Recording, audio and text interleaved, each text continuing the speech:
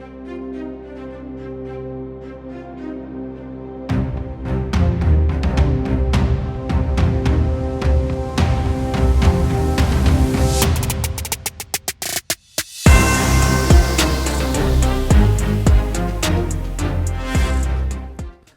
for tuning in to the Football Talk Squadron. I'm Dutch. And I'm Maul. And welcome to the College Football National Championship game. Got Indiana playing Miami. Indiana started off as a 7-point favorite. They're now up to an 8.5-point favorite. Money's pouring in. That's what that means on Indiana to cover the spread. I feel like we've done this a minimum of 10 times this year, and it's never panned out for us. We're like, we see one of the games, and we're just like, man, they're going to kill next week's team, and, like, it usually doesn't pan out. I'm in the same boat. Like, watching them just absolutely dismantle Oregon, it was, like, very clear, okay, they are the best team in college football and have been all year. So you get that feeling of just, like, it's already over before it starts. And I don't know if, like, that's what's led to it, is because these teams go in with, like, this false sense of confidence, thinking, like, they've already won the game and they don't show up hungry. The one thing that I think is different about this Indiana team is Cignetti and the Saban-like mentality that he brings to this team, and that's why they are, like, head and shoulders clearly the best team in football. We'll get into the game here in a second. I thought I would throw a little curveball at you. So, guess the player. Ooh. Both of these guys, Miami's too easy. So both of these are the only two names that I think that you would be able to recognize. I'll start with the easier one first. Both of these guys are out of the league. So, Indiana, for the college, was drafted in 2002, played for the Steelers, then the Redskins, and then went back to the Steelers for 1 year. If you need a position, I can give you a position. Is the position wide receiver? It is. Gosh, I think I know who it is, but I could not recall if he went to Indiana or not. I'm gonna say Antoine Randall. It is. What a pull. Yeah. What a pull. This one's a little bit more difficult one. It is a quarterback. I will start off with that. Indiana came out in 1993. Oof. Was an 8th-round pick by the Chargers. Oof. For a year. And then he went and played Canada football with the BC Lions for a year. Then he came back to the league, played for the Redskins, the Rams, the Chiefs, the Dolphins, and finished his career with the Rams in 2008. He is a Super Bowl champion as a backup quarterback. Chargers, Rams, Redskins, Chiefs, Dolphins, and then back to the Rams. Mark Bulger? Close. You are in the right era. He was the starter, and then he got hurt, and Kurt Warner stepped in. He was a part of that team.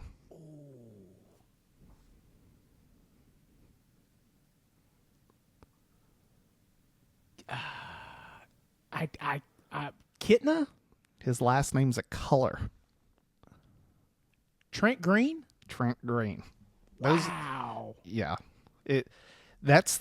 I went and because I was like, man, I'm curious. Like, there's one guy in the Pro Football Hall of Fame who, like, played in the 40s. Like, when I saw his name, I was like, no clue who that is. I mean, obviously I know who those guys are, but, like, dead to right, I would have never known Indiana.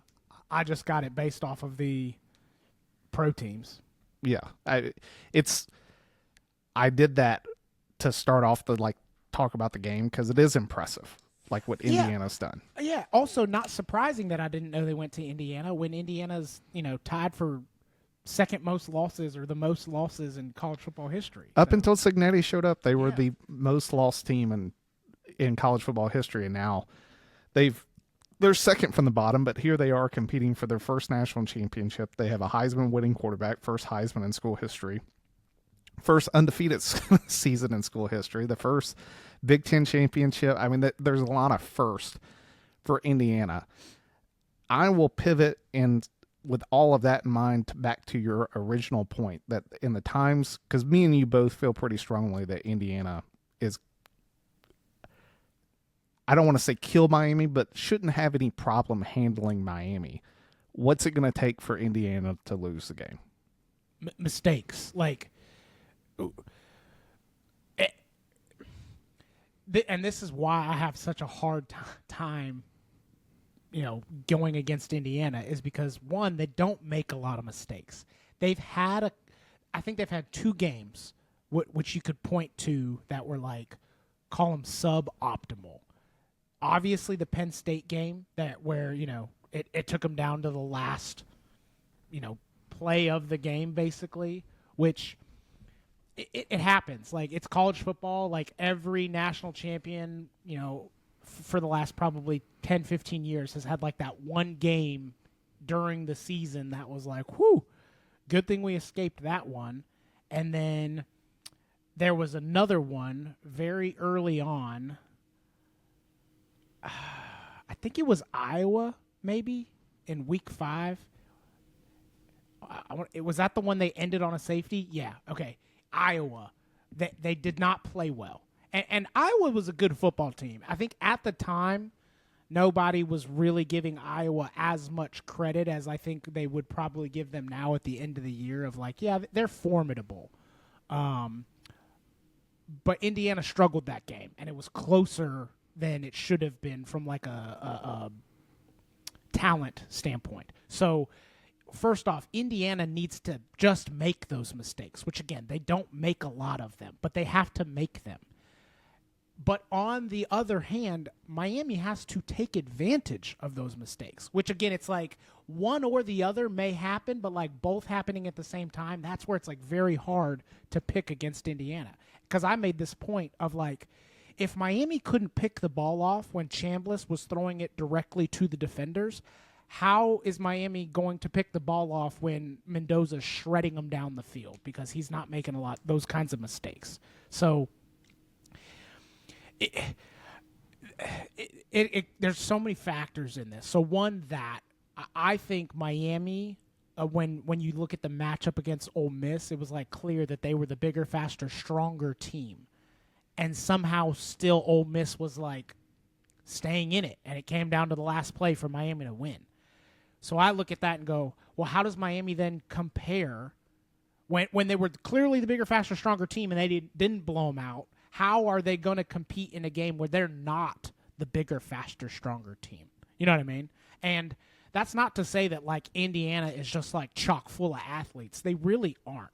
They have very good athletes, but from like just a pure raw talent standpoint, they're not like putting together this monster roster that some of these other schools have, but they don't make mistakes. They're extremely disciplined. They're even better coached. And again, Cignetti has driven this like mindset into the team of like the job is not done until it is done. And that's where going back to earlier when I was talking about like we go in going like, oh, this team's going to kill them. Indiana's the one team I feel like that won't come into the game thinking that they've already won the game. Whereas other teams have done that. They've fallen victim to that like pride factor, if you will. And why I think that is the case is because of the Oregon game. How many times this year have we seen a team get up kind of big, real early, real fast, just to let the other team come all the way back and make it a game? It's happened countless times throughout this season. Cignetti has these guys trained and disciplined where they're the one team that I've seen this year really put their foot on the throat of the opponent and say, like, no, you're not making it back in this game. There was one point, I think, during the third quarter Oregon put together a decent drive and scored a touchdown, and you were like, all right. They were still losing by a lot, but you were like, all right, here is that comeback that we've seen time and time again all season. And Indiana squashed that so quick within like 2 drives. You're just like, okay, yeah, it's over. And like, that's where I say like Indiana is the one team that is able to really squash any kind of comeback. I haven't seen that from any other team this year.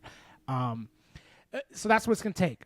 A long answer to your question of, one, Indiana's going to have to make uncharacteristic mistakes, and Miami's going to have to take advantage of that. For when I look, one, I like the position Miami's in to like keep it close, just because it's one of those ones that I don't feel like anyone is giving them a chance. Like, it will be a home crowd for Miami. That's huge. Yeah. I think Indiana fans will show up, but it has been well documented that tickets right now just to like get in the stadium is like $4,000. So, and if you want to sit lower bowl, it's 10,000 minimum. Did you see that stat of you to get one ticket to the Natty? It would have been the same price as like 75 tickets to the I always want to say the Tostitos Fiesta Bowl. Now it's the Verbo Fiesta Bowl or whatever. But the Fiesta Bowl, you could buy 75 Fiesta Bowl tickets for the price of one Natty ticket.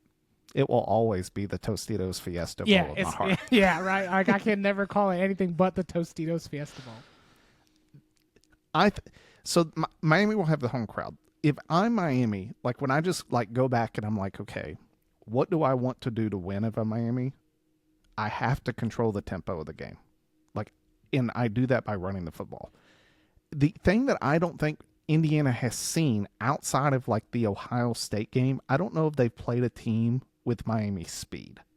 Like in that, I think that we've watched multiple teams like Oregon, Bama try to test like the middle of the front, and they keep getting like, the linebackers play very sound. They do a lot of twists and turns, but no one really tries to get to the perimeter on Indiana, which Indiana has tackled very, very well.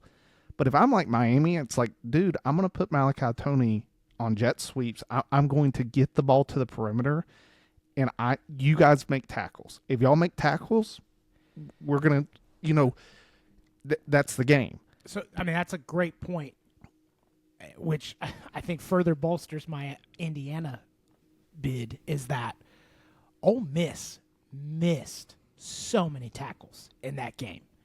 And again, it's like Miami still barely won, right? Like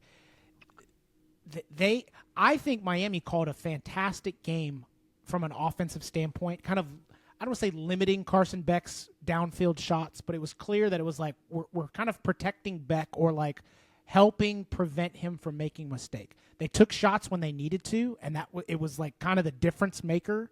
But he missed a few downfield shots that could have gotten the game out of hand, but he also hit a few when it really counted. But man, Ole Miss dropped so many tackles, like inside, when they could have stopped him for a 4th down or like made him kick a field goal. Malachi Tony breaks 6-7 tackles and gets a 1st down. Now, that's a testament to Malachi Tony of like how dangerous he is. But at the same time, like, I don't think Indiana is missing that many tackles, regardless of what kind of speed you got on the outside. Yeah, and that's why I say the running of the football is going to be key for Miami. And I say that also because it goes into point number 2.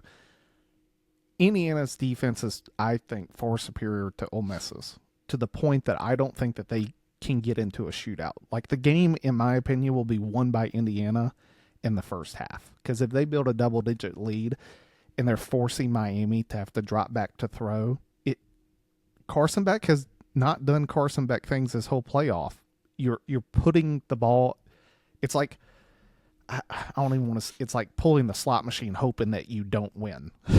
Because that's what's going to, like, you're pulling and it's like, dude, this is going to bite you. Like, you just keep doubling down, hoping that, like, the dealer doesn't turn over a blackjack. Like, I sit back and I look at that, and for me, Miami, if they can just keep it close in the first half and get into the waning parts of the game, like putting pressure on Indiana to, like, sort of like the Ohio State game. Like that was the game that I thought you were going to reference.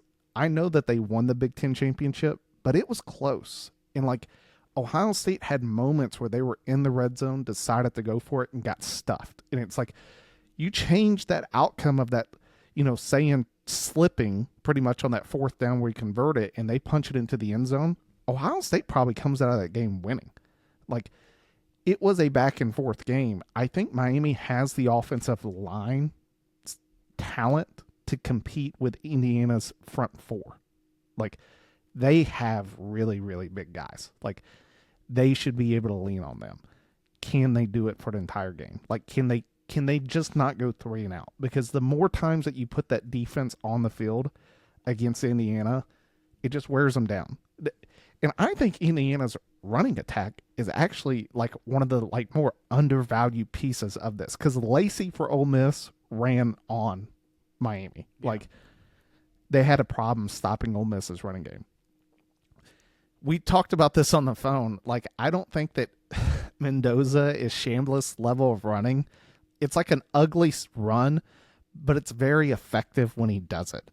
Do you think that Miami's speed can like get to him and limit that? If they can get to him, yes, because like you said, he doesn't have Chambliss's athletic ability. He is sneaky good though at like climbing the pocket, and when he's got an opening can be effective.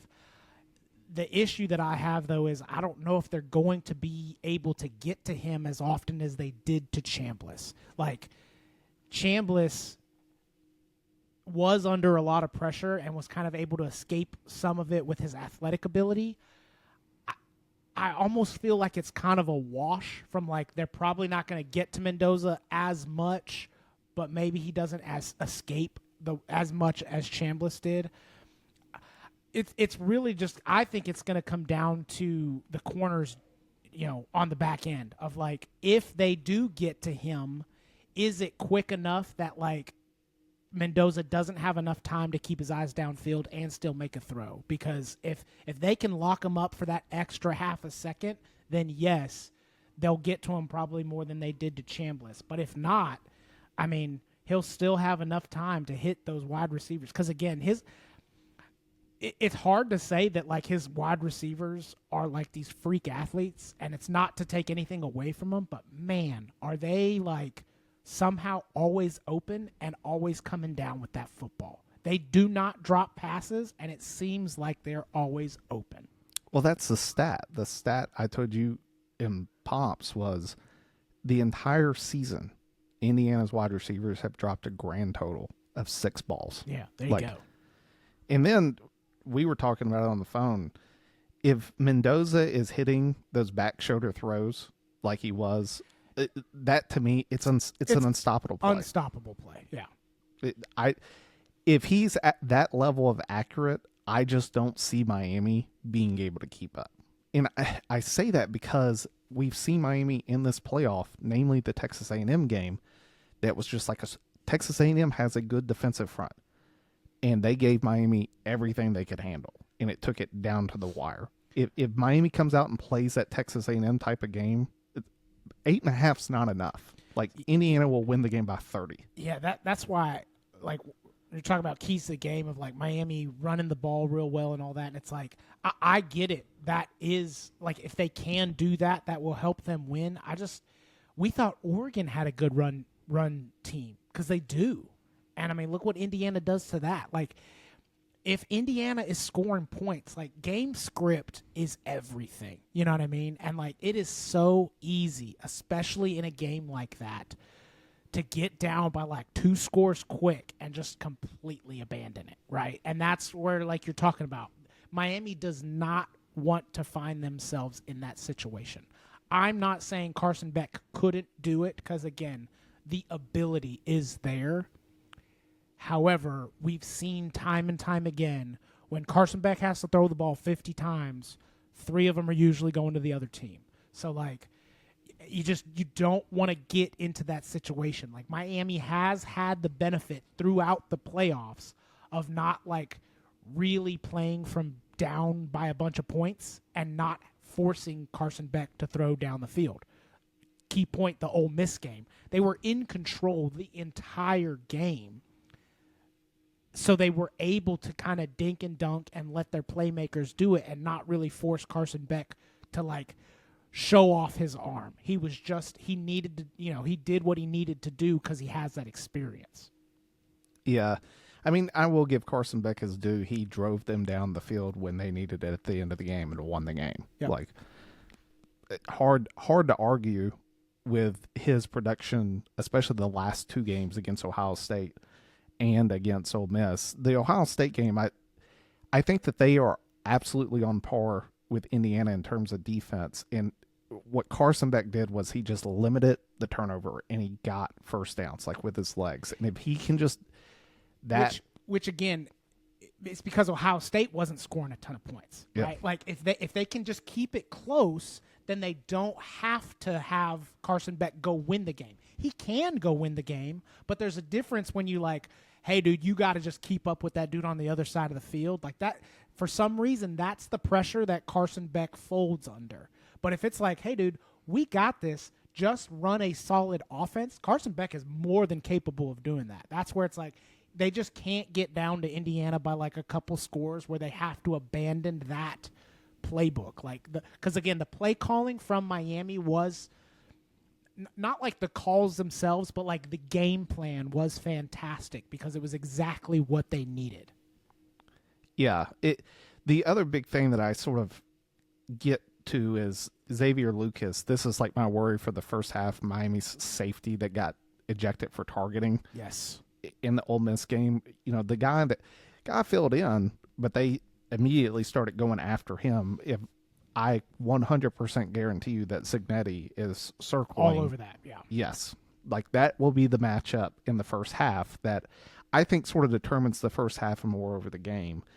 Is that if they're not able to get to Mendoza with the front four, and they're having to blitz, then when they do, that safety is going to be matched up on somebody, and that is the matchup they are going to target. And if he wins that matchup, Miami stays in the game. If he loses that matchup, as we've saw in the past 2 weeks with Oregon and Bama, Mendoza has no fear of taking big shots. And my man's accurate and he connected. That's the fear. And I say that just because I'm taking Indiana. Like, I don't see it going any other way. I think there's too much for Miami to overcome, even if Indiana came in and played, to your point, which is like a beautiful point, even if Indiana comes in and plays like a C-level game, it will take an A-level game for Miami to win the game. Like, both have to happen at the same time for Miami to come out of this with a victory, and I just don't see both of those happening in the same game. Yeah, which again, it's like it doesn't make it impossible. It just continually lowers the probability. Yeah. Side note, I'll ask you this, since this game, you're taking Indiana as well? I am. Surprisingly, I am going to give Miami the points, though. Like, I do. Would you say it's at 8.5? Yes. See, that again, I could see it going that way for sure. I'm going to give Miami their due in that they've had a very good run. The momentum is still strong, and I do think they'll keep it within a touchdown, even if it's like a backdoor last-second cover to make the score seem closer than it is. I'm going to give them 8.5. There you go. With the two teams that got knocked out, I'll ask, a little future cast of the teams that were competing in the Final Four. Do you think Indiana will be back next year? Not just to the Natty, but playoff.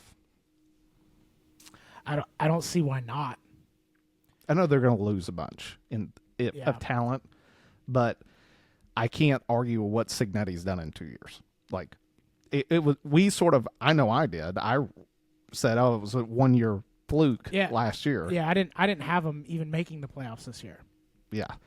And they not only did they restock, they got tremendously better, because against that Ohio State team last year, they got train ran on them. Like, both trenches were completely outmatched, and this year they fixed that problem immediately. And they got Mendoza. So I sort of sit back. It's hard to argue that Indiana's not going to be back. from Miami's standpoint, the real question is, can they replace the offensive lineman that they're going to lose in the draft and both of their defensive ends that they're going to lose?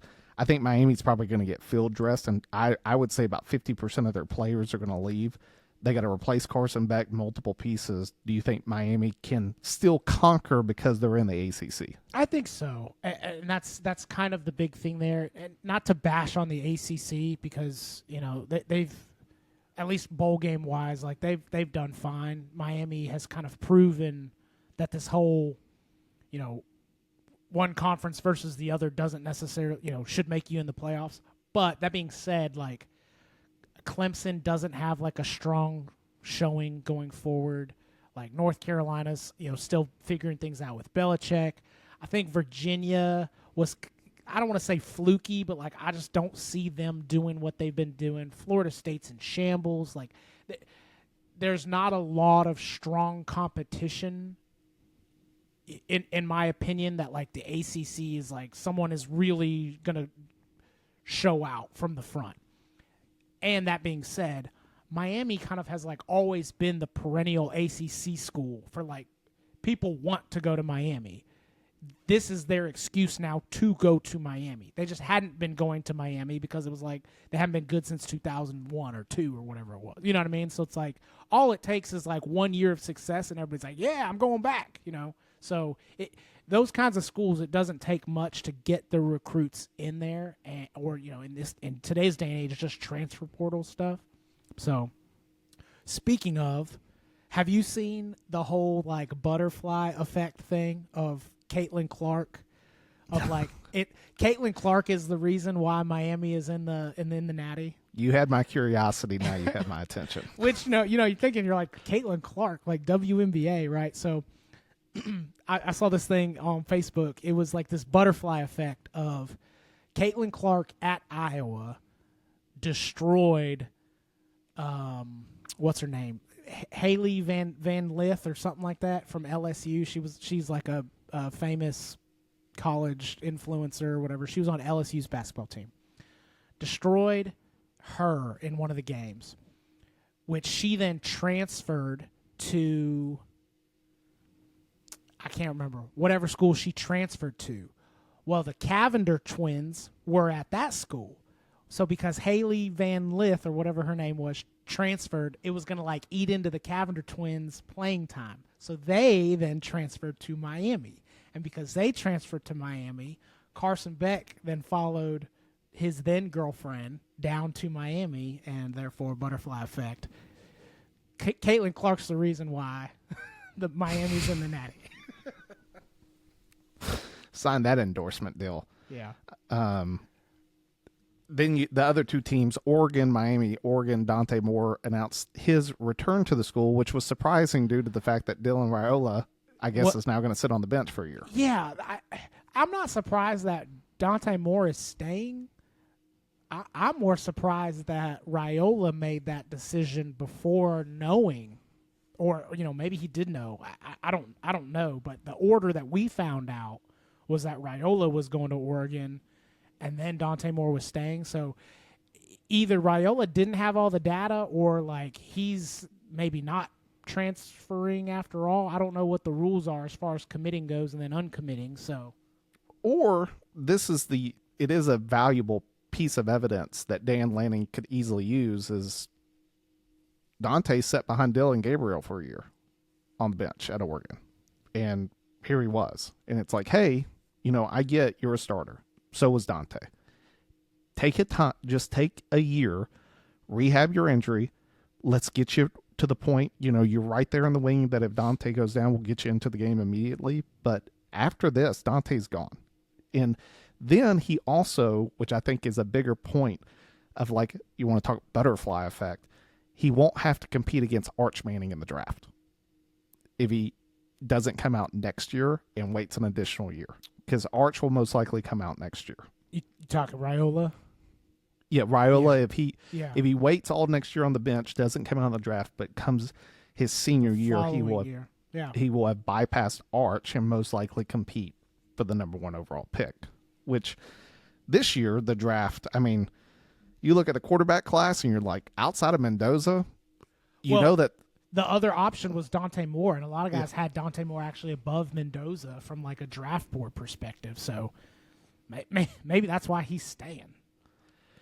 well, I mean, Mendoza's going to get taken by the Raiders. That's what's going to happen. I think the crazier thing is when you take a look at who's remaining, like it's Ty Simpson, it's Drew Aller, it's Nussmeier, it's Carson Beck. Well, those aren't even guarantees. You heard Ty Simpson is getting offers to stay. He has said that he will not. He is going to the draft. Well, all right. Which is, I wouldn't. I couldn't either. $6.5 million. Like you're gonna that's make life-changing money. Yeah, you're gonna make more in college, which is crazy. Which, if anything, let's be honest, like Ty Simpson's draft stock's not super high right now. So, if anything, it gives him the opportunity, if he does truly believe in himself, to boost his draft stock for next year. And, I mean, why would you pass up another year in college? You know what I mean? Like, if you're going to get paid as much or even more, I don't get the point. I mean, I would stay. Take them online classes and just enjoy, especially if he gets to go down to South Beach. Like, why not? I think with Dante Moore going back, it's even smarter for Ty to come out in the draft, just because if we've learned anything from NFL teams in the draft, if you're needing a quarterback, they will take a gamble in the first round. Have fun on the Cleveland Browns. It's called the New York Jets, son. I mean, yeah, what? We've seen them do dumb things before. They're bound to do something dumb again. That would be my logic going into it, is that you now have a far better chance to go, even if it's not in the top 10 or something, like Mendoza will go number 1, you're probably still going to end up, like, you sit back and you look at a team like the Steelers, like, they're going to need a quarterback. Even, like, if the Rams win the Super Bowl, Stafford's going to retire, in my opinion. Yeah, but, like, what's that get you from Ty Simpson's standpoint? It's still a first-round pick. Like, yeah, but, like, from a money standpoint, from being a first-round to a third-round guy, you're talking upwards of $20 million. Okay, but do you think that changes if he stays in college one more year?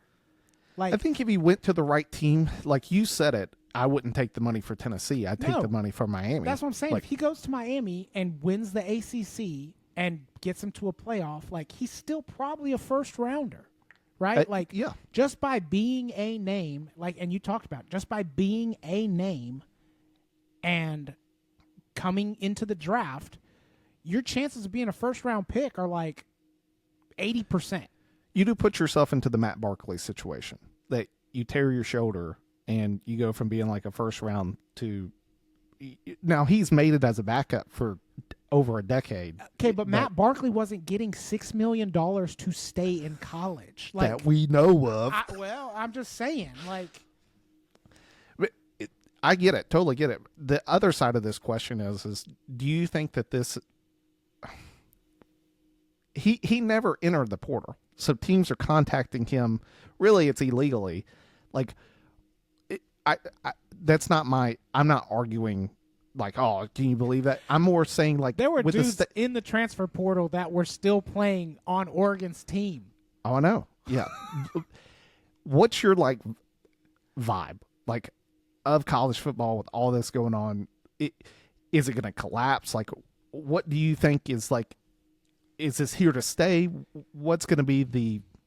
You said it. There's going to be something, probably some legal litigation factor. It's not going to be just like, oh, the fans don't like it, or like, it's going to be something similar to what happened with, what was his name at UNLV, where like, he showed up and was like, I was promised all this money. And UNLV was like, who promised you that? And he was like, this guy. And the guy was like, no, I didn't.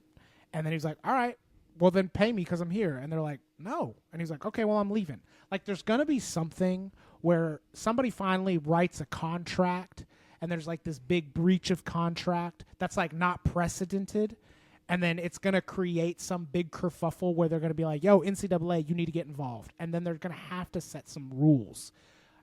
Until that happens, like, I foresee, at least for the next few years, just this free-for-all.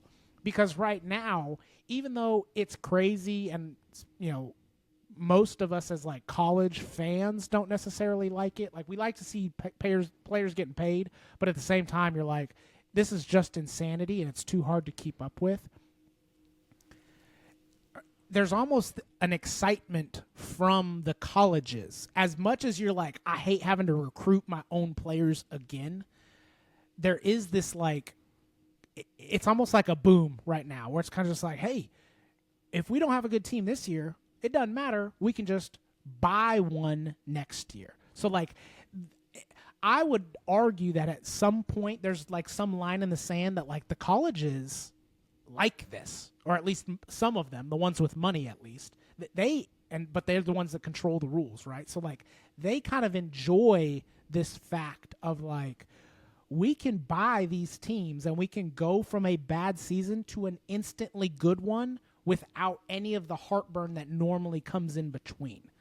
So, like, I don't think they're necessarily in a hurry to put a stop to it. You said it in the text where, like, there's going to be something that does happen where all of a sudden everybody starts going like, well, hey, if you don't pay me, I'm going to sue. And that's where it's going to be like, whoa, whoa, whoa, whoa, whoa. We need to start writing contracts. And there needs to be some, like, mediation of control. But again, I don't see that happening, at least for the next couple years, because of the frenzy that is. This is still so new. Like, we are in unprecedented times, and we're just enjoying the I can transfer whenever I want and I can get paid so much money frenzy that the idea of that has to die down a little bit before they start trying to put any caps on it. The only thing that I like in my brain that I sit back and I go to is if the players can ever unionize like the NFL did. And if they unionize, because the thing I can sit back and see guys going, like, if you're a player from Miami or Indiana, you're like, hey, you're about to make $20 million off of this game, and I ain't seen any of it. Like, an NFL player gets paid a bonus just for playing in the Super Bowl, and then they get paid an additional bonus if they win. Like, there's profits paid out throughout, because it's like built in, like, hey, you're playing an additional, they get paid for making a playoff game. They get paid for making a Pro Bowl. Like, all these different things they are getting paid for because it's a contract negotiated factor of being in a union. That to me is like where college changes. The other side of this that I wanted to ask you, you brought up the butterfly effect. This is not butterfly effect. This is more just like this theory that this Mississippi State fan threw out there that I was like, he's not wrong in his logic. If you're a smaller school, Mississippi State, Arkansas, teams that it's like, dude, I can't compete with Texas. I can't compete even with Texas Tech or these other schools with money. Is this the pool your money for like 4 or 5 years? Yeah. What do you think of, like, I sort of think it's like not a bad idea. Like, it's worth a shot. So this is, I was going to say, this is where like the union thing, I agree with you, but it's I think it's too difficult on two standpoints. Although there are, the salary caps on NFL teams is the dispersion there is quite large as far as like, one versus the other. At the end of the day, there's only 32 teams. So like there's a finite number of people and or teams and or owners that you're dealing with. It's controllable. College is just so big, and the dispersion of poor schools versus rich schools is even bigger than it is in the NFL, right? So like to get the Alabama's not a good example because they don't have like a ton of money, but to get like the Oregons and the Michigans or whatever to get on board with like the Rutgers or East Carolinas or Marshalls. I don't know, name any not very well-funded school.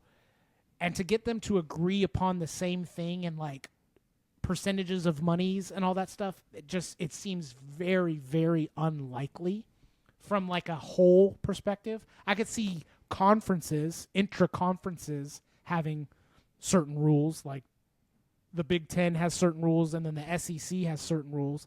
I cannot see, or maybe even the Power Four, that might be more likely. I cannot see like all 21 FBS schools all agreeing to a similar contract. And then again, it's like who manages it or who's like the opposition there. The NCAA? God, you want a fast, surefire way to screw something up? Get them involved, right? So like, yeah, that'll be awful. You're right though. As far as the fan theory, it's not a bad idea. It's I don't know how it would work in practice because you go, maybe you're recruiting guys that are just happy to be playing, right? Like that dude that's like, I didn't get recruited by any other school. Hey, Mississippi State's tanking this year. This is one of their we're not paying anybody kind of years. If they'll sign me, I'll play for free, right? Because I'm just happy to be here and get an education. Maybe. I don't know. That would be because, like, then you're convincing, like, hey, you got to convince coaches, right? And, like, maybe the coach has to have something in his contract of, like, yo, we're not going to win a game for 5 seasons because of this. You can't fire me in that 4th season right before we start getting to pay players, right? Like, that just introduces a lot of different aspects. It's not a bad theory from, like, we're trying to go all in for the one season kind of game. I don't know. It's fun to throw those ideas out. That's for sure. It is. The only thing that I would sit back is you do have teams this year, Texas and Texas Tech mainly, that did throw a lot of money at. Now, Texas Tech got into the playoffs and then they got smashed by Oregon. So it'll be interesting to see how long it repeats. Texas clearly went out and they had the running back from North Carolina State committed to Alabama, then went on a visit to Texas, immediately swapped his commitment. And you're like, so what happened? You know what happened. How like many zeros? Exactly. Like money came out and Texas is going to win that argument because Texas has oil money. If Pops was on here, he would have his cowboy hat on, just flicking it, being like, that's right, boys, Y'all watch Landman? Yeah. Oil ain't going to sell itself. We getting Venezuela involved in our recruiting process. So, yeah, it's one of those ones that I just what's crazy is I take a look at a school like USC, your school, and even USC fails to compete. Again, like such a storied team, they don't have the money that Texas Tech and Texas has. Like, it's why I know you've been a proponent for many years now of firing Lincoln Riley, not just more from a coaching standpoint. The problem is you keep him because you just sort of look out and you go, well, I don't know who we're going to go get to replace him. But it's one of those ones that even for a school like USC, they're struggling in NIL just to keep players. Like Bama got one of their defensive tackles. It's just as you talked about, you recruit a kid and now you're having to spend money just to keep him the following year. And now you're still trying to bring in new guys. Yeah, you're always caught between this, like, you hope a guy works out for you, but if he works out too well, now you got to try to recruit him again because there may be another team trying to poach him for more money. But on the same token, you don't want him to do bad because then your team sucks. You know what I mean? Yeah. And it was a waste. So it's just like, yeah, it's a bad situation. Which I sort of see teams doing what Indiana did, which is they pretty much sort of use the Belichick method. Like, hey, our recruiting, like, we don't have any recruit at 5 stars. What we did is we went out and we found guys that produced, and we just paid them all to come here. Like, they assembled a roster, and it will be interesting to see if teams like Indiana, who now Indiana has, my dad asked, he was like, where's Indiana getting their money from? I was like, well, they have a billionaire. He's like, who? And I go, Mark Cuban. Like, he wrote, once Indiana got into the playoffs again this year, he supposedly went and handed Signetti a $40 million check to make it so that next year they can go get guys. And it's like other schools, like Bama doesn't have that. Bama didn't have any. They have 0 billionaire donors. No one walked into the athletic department to Coach DeBoer after that showing in the Rose Bowl and was like, here's $40 million to get it fixed. Like, didn't happen. We got Will Ferrell. We got Snoop Dogg. We got plenty. There's money out there. Well, if they want jokes and weed, then they got y'all covered. I think they just need a reason to give it. Like, that's the problem is, like, we just haven't seen a reason to give it. we'll find. I mean, we'll find out. That it'll be interesting for them, for every team next season, just as NIL continues to sort of, I don't even want to say oscillate, but especially grow in complexity of who navigates those waters best. So we'll find. But like you said, I think that if you are doing well, like Indiana and Miami, it's far easier to convince a kid to come next year. Oh, like, yeah. we have money and we were playing for a national championship. You want to have both? Come here. It's very simple to convince a kid to do that. Compared to, hey, do you want to come to Bama where we just got murdered by Indiana in the Rose Bowl, and we can't promise you as much as this school's promised you. You're like, Saban's not here anymore, dog. No, I ain't going there. Dude, it's just so crazy how far we've come. Like, small anecdote. I used to be in this. I've always been a proponent of paying players who are producing for the schools, like AKA the Bryce Youngs, the Caleb Williams, the guys that like brought fans to the games. They should see some of the money. Where it's gone now is maybe a little further. Like paying some kid in high school to just commit seems crazy to me. That being said, I remember I used to be in this bowling league with my parents. It was like my parents and my brother. And every year, at the end of the year, you'd go to, it was called like sweepers or sweepstakes or whatever. We'd go to Vegas and you'd bowl. And you could win like it wasn't a significant amount of money, but we're talking like a couple $100 here, a couple $100 there based on like how well you bowled because it was like the end of the year tournament.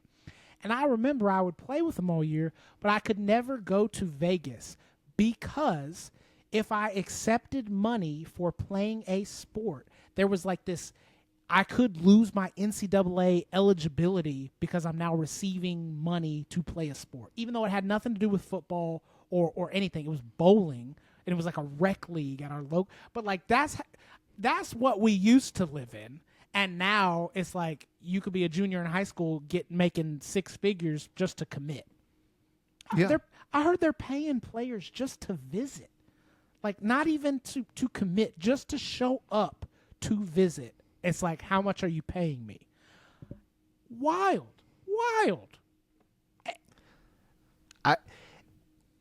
I would never, as a head, and I think that's why I envision. This is my bet. I think Kirby Smart leaves Georgia. I think he becomes the next head coach of the Falcons. Like, I think that with the complexities that are happening, you just sort of sit back and if you get a good enough offer by an NFL team, like you get a John Gruden contract to pull you out of college, why put up with, like, don't get me wrong. The thing that Kirby has the advantage of is in college, he can be really hard on players and you just can't do that in the NFL. Like the practices he has, the NFL has far more rules, but I think if given, he's coached with Saban at Miami. Like he knows what the NFL is. I would not be surprised with the Atlanta Falcons. Like he has Kyle Pitts, he has Bijan, like they have Penix. They have the pieces there. They're a young team that if Atlanta was like, hey, we'll give you 6 years, $100 million to come coach the Falcons, that he's going to be like, I don't have to put up with the NIL anymore. When you sign a contract, you're under it. Yeah, I'll take that deal. Yeah, and I mean, you said it like you could be really hard on players. Honestly, I don't know for how much longer. Because at this point, right, like they're about to do the same thing because the kid's going to be like, dude, I'm making $6 million to be here. Like, you're not going to yell at me. I'm making more than you this year. Yeah, you can yell all you want. I'm going to give you as much effort as I want to give you. I'm making $6 million. You know what I mean? Like that, because that's kind of what like some of the pros had acted like, right? You know, and like that's always but that's what it's becoming to, and they're not even under contract, right? Like at least the pros, you can go, you know, hey, you want to sit out? That's fine. We're going to dock you $700,000 every game that you miss, right? And that usually ends pretty quick. These college kids, no contracts. They're just like, dude, I made that money without you.